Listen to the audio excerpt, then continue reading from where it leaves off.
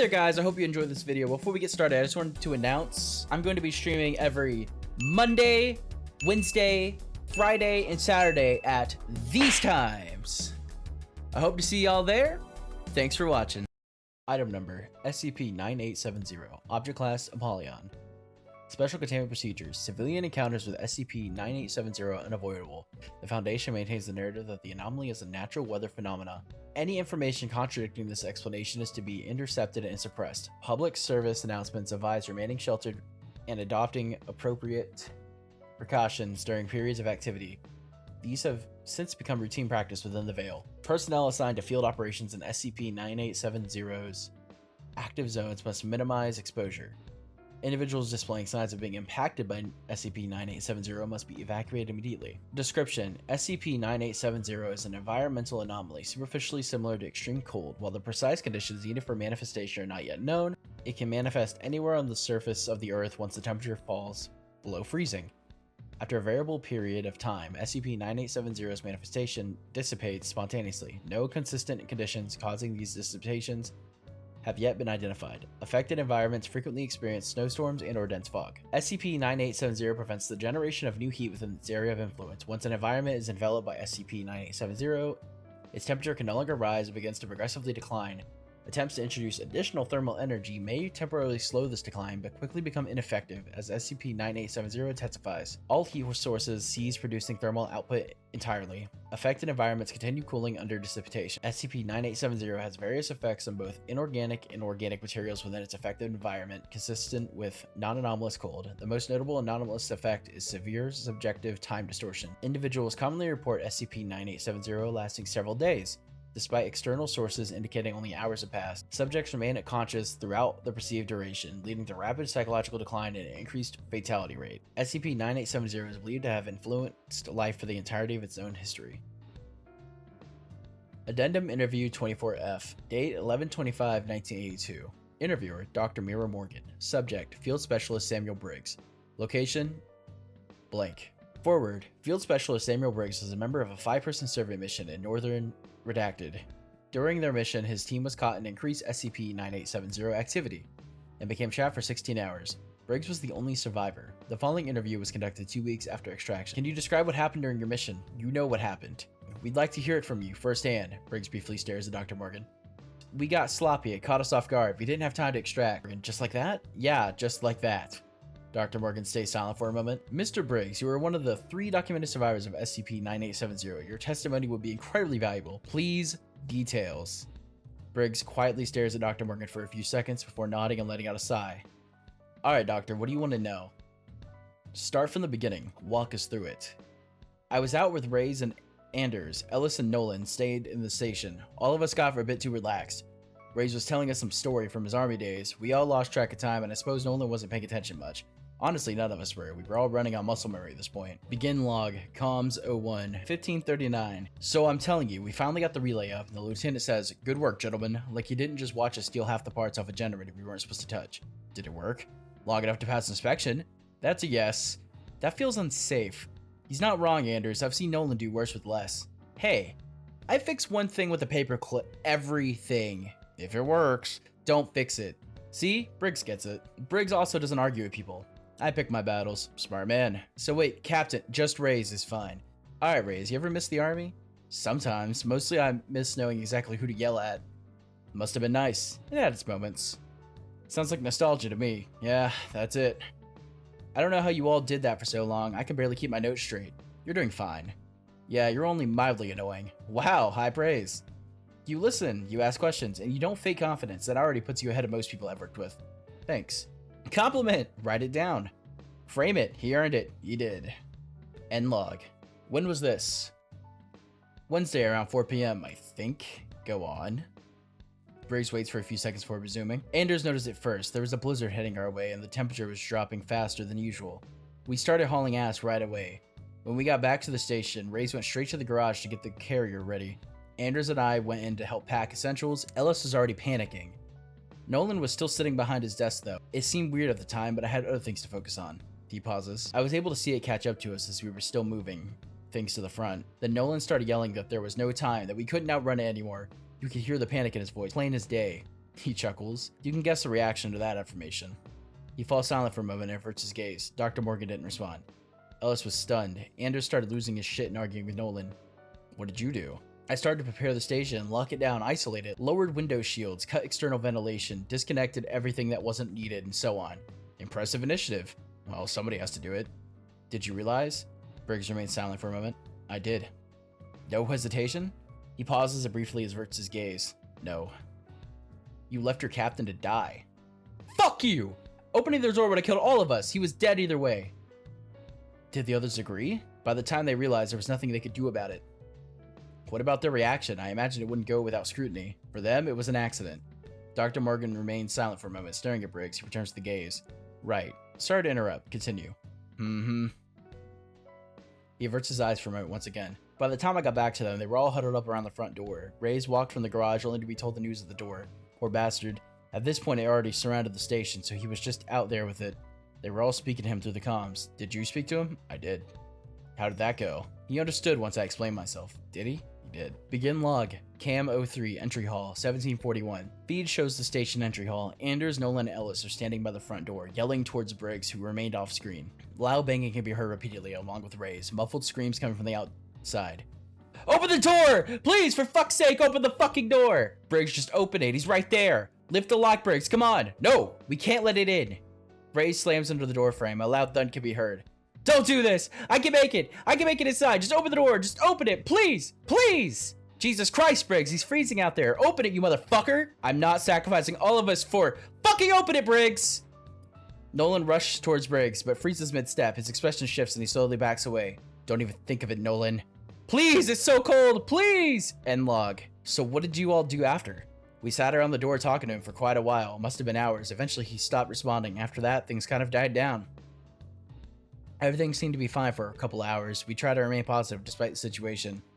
How did that go? Quite well, until the heaters stopped working. When did that happen? Not sure. Sometime in the evening, maybe early night. Dr. Morgan nods slightly. So yeah, we were all getting cozy, ready to go to sleep, when Anders started complaining that the heaters didn't heat as much anymore. Nolan started to fiddle with it. The room was still plenty warm though, so I left him at it, and just went to sleep. He readjusted himself in his wheelchair. I got woken up during the night, actually maybe even early morning. Anders and Nolan were freaking out and yelling. The heater stopped working entirely. What happened to them? Don't know. Nolan said that everything was working how it was supposed to. They just weren't producing any heat. Dr. Morgan doesn't respond. She locks eyes with Briggs. Both remain silent for a moment. You higher-ups knew, didn't you? Knew what? That it shuts down heat? I'm sure the Foundation would inform the affected personnel of any relevant information. Nice spiel. You practice that? Dr. Morgan doesn't respond. Spare me the bullshit. You knew. I'm afraid that is classified information, Mr. Briggs. He scoffs and falls silent, staring at Dr. Morgan before speaking again. Well, realizing that all your heating equipment doesn't work anymore while trapped with an SCP-9870 isn't very nice. As you can imagine, the realization woke us right up and people lost it. Ellis started begging Nolan to try to fix it again. Nolan kept trying to explain that there was nothing he could do. Anders became a mess. I suggested trying a different heat source. Nolan said that there were some spare heaters in the back, so he and Anders went to go get them. It took them like 15 to 20 minutes to get back with the bad news. They didn't produce heat either. That didn't bring them back? The heaters? No, they tested them right in the storage room. Didn't work. I see. Begin log cam 07. Storage room 613. Feed shows Nolan kneeling beside two portable heaters while Anders stands over him. They're wired correctly. The power's on. The coil's starting to glow. They're fine. They should be heating. Turn it up. Turn it all the way up. It is up. Nolan slams his hand on top of the heater a few times. It's broken. Fuck, it's broken. We're dead. We're fucking dead. It's not broken. He opens a panel and touches an internal coil for a few seconds. His finger comes away unburnt. It's just cold. Both stare at the heater in silence. At first we layered up. Jackets over jackets. Blankets on top of that. Then we tore a bit of the insulation out of the walls and taped it over the vents. Nolan sealed doors, seams with whatever adhesive he could find. It helped, or at least it felt like it did. After that, not much happened for a while. We just kind of sat around to let the reality of the situation settle in. Why didn't you call for help? We did, or Nolan tried at least. Multiple times actually, but the comms died the moment it hit us. It's not like anybody would come to help us anyways. Not with it right outside the door. We were cut off. Dr. Morgan nods but remains silent. For a while, the station stayed warm enough, but that started to dwindle. We could feel it coming through the walls, through the floor. It was slowly but steadily creeping inside. What did you do? What was there to do? I sat down by the heater and waited.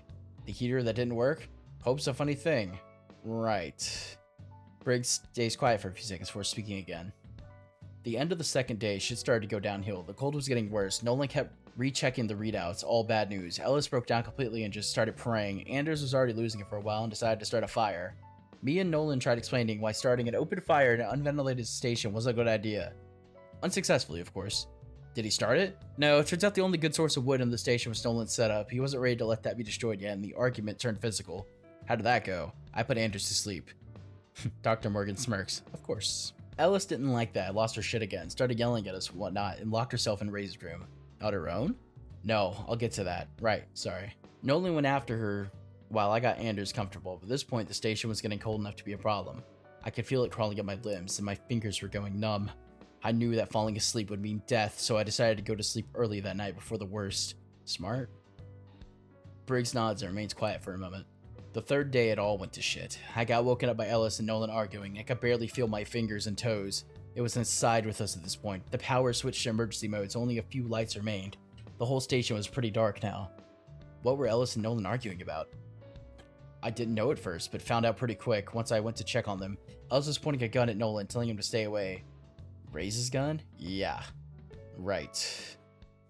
Begin expert. Recovered item summary. Item: 357 Magnum service revolver. Condition: cylinder open, 2 spent casings, 3 live rounds in the chamber. Exterior frozen.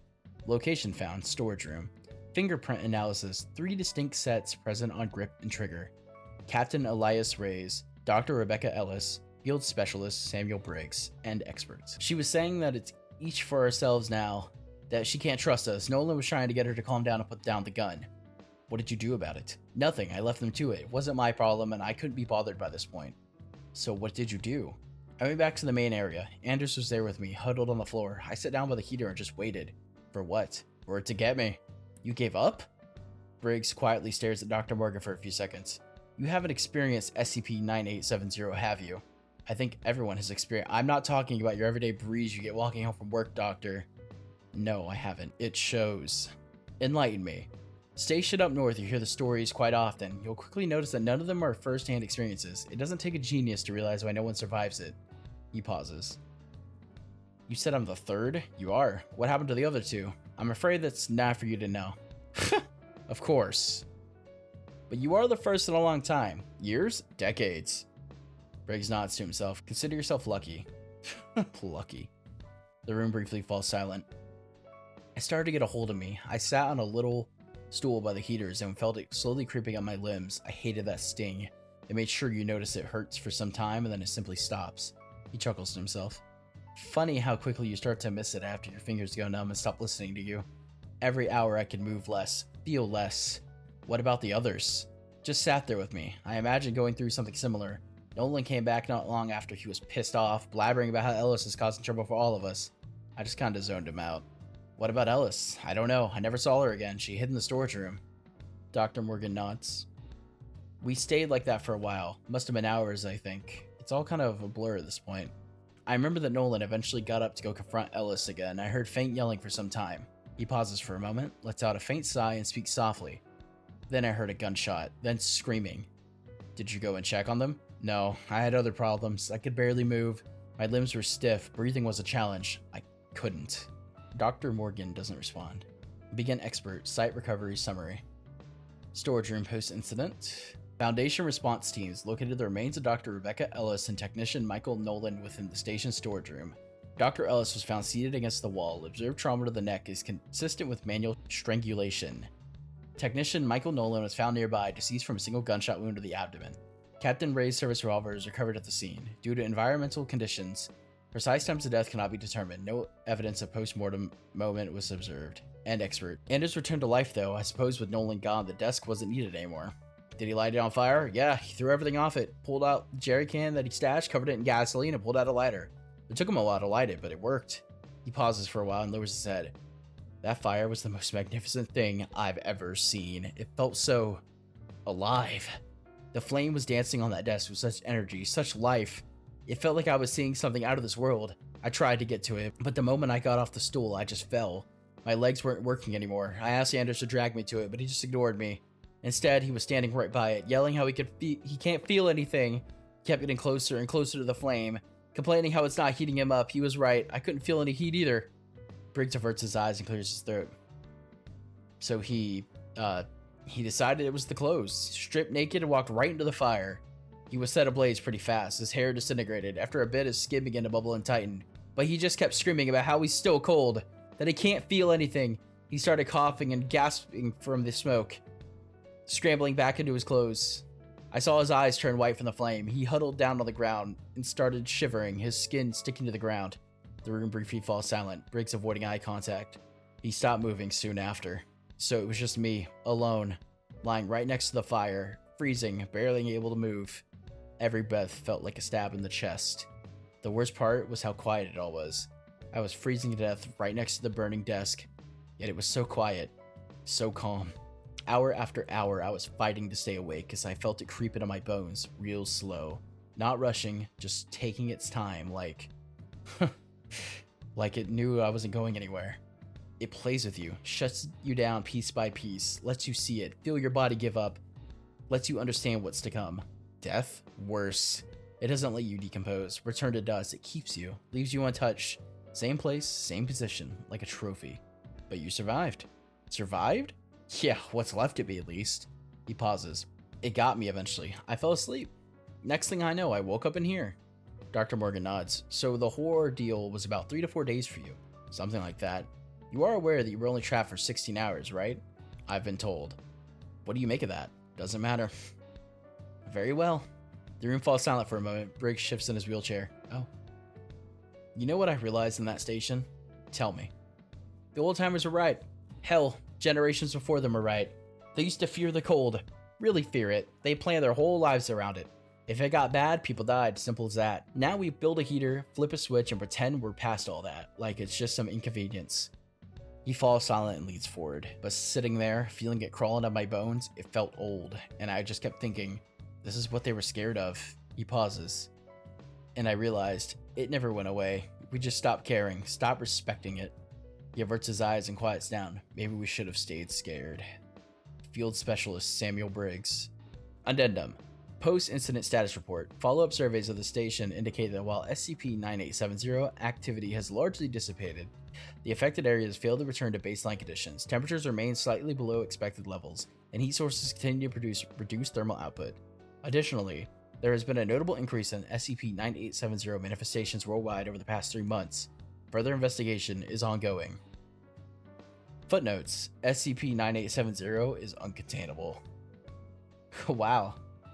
Alright, I hope you guys enjoyed this story. Honestly, that was good. It really just shows the horror that winter had on us before we invented modern housing.